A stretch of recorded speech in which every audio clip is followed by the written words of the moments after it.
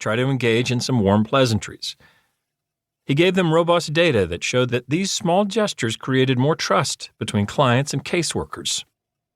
The social workers were not so easily convinced. Their managers were counting on them to deliver a certain number of cases every week, with all the questions and issues properly addressed. Their meetings with clients needed to focus on extracting data for the paperwork, not engaging in useless chit-chat. The professor tried to convince them otherwise, but the caseworkers remained skeptical. They were worried they would never get their real work done. It occurred to the professor that he had failed to convince the people working in social work of the value of being social. I share these stories to help you understand the importance of learning how to pay attention to our human world. In each one, highly skilled professionals miss seeing the most important aspects of the context they are working in and on. As a result, they flounder and fail without understanding why. Their efforts never actually create any meaningful change. They simply don't know how to discern what matters. I want you to know that understanding the social context of our world is the most important path you can take to arrive at meaningful insights. When you learn how to observe both the background and the foreground, you will train yourself to see what really matters to yourself and to other people. But what is the background? How do we define it? Philosophers and thinkers have been trying to answer this question for more than 100 years, but the best answer is that the background is where we absorb all our behaviors, practices, ideas, and habits. Ludwig Wittgenstein, one of the more modern philosophers exploring this idea, argued that what determines our judgment, our concepts and reactions, is not what one man is doing now, an individual action, but the whole hurly-burly of human actions, the background against which we see any action. The background, or the hurly-burly, is nothing less than an understanding of how people make sense of the world they're living in.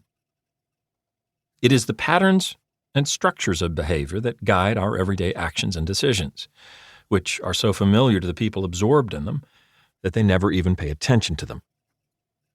If a fish were a philosopher, it would describe this background, the hurly-burly, as water.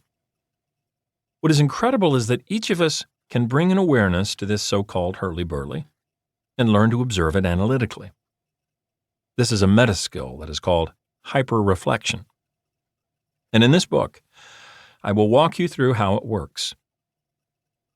Developing this type of rigorous observational practice will transform your experience of everyday life. Whether you are designing megacities or metaverses, dealing with your constituents or trying to make a deal with your colleagues, navigating the climate crisis, or simply trying to navigate your children's schooling, you will be more successful if you take the time to learn how to see and understand this background, the whole hurly-burly, of human action. This kind of direct observation does not rely on models, theories, or any other abstract layer over our experience. And that is why it is the most accurate way to understand how and why we humans do what we do. Most people don't even take the time to acknowledge that the background is there.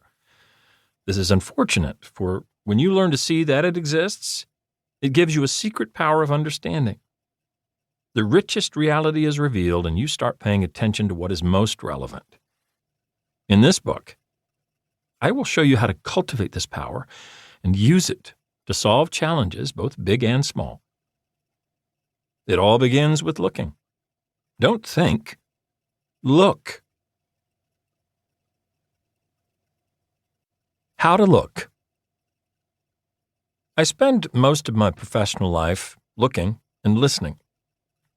More than 2 decades ago, I co-founded a company called Red Associates because I wanted to connect our group of social science researchers trained in disciplines like anthropology, sociology, and philosophy with organizations that needed highly skilled observers.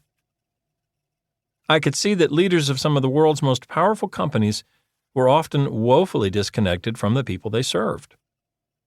Without really understanding how to truly observe, they had become unmoored, relying too much on the abstractions of quantitative analysis.